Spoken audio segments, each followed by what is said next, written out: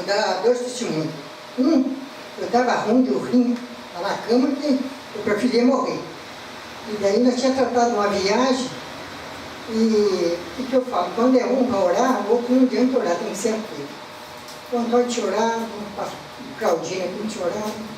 Aí o Toninho falou, mãe, nossa viagem está em pé. Eu falei, Toninho, estou com... Ele só olhou em mim assim e foi para a igreja. Dali 5 minutos, eu saí. E bom. Ele chegou e falou assim para mim, mãe, vamos para a casa da tia Bíblia? Eu falei, ah, Toninho, eu tenho medo de eu ir ficar ruim. Ele falou, a senhora não vai ficar ruim. Eu já olhei para a senhora.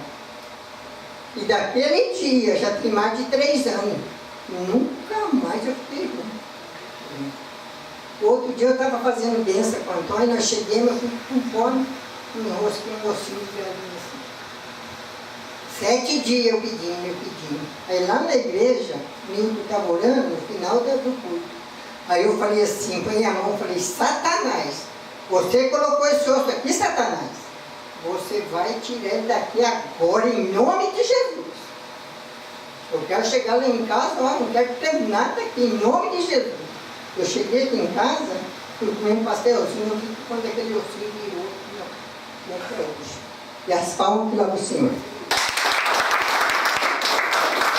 Quando você determina o exato, você tem que ser exato, você tem que ser específico. Nas coisas de Deus é específico. Você falou que eu chegasse em casa, não teria mais, eu teria. Se você for específico, acontece.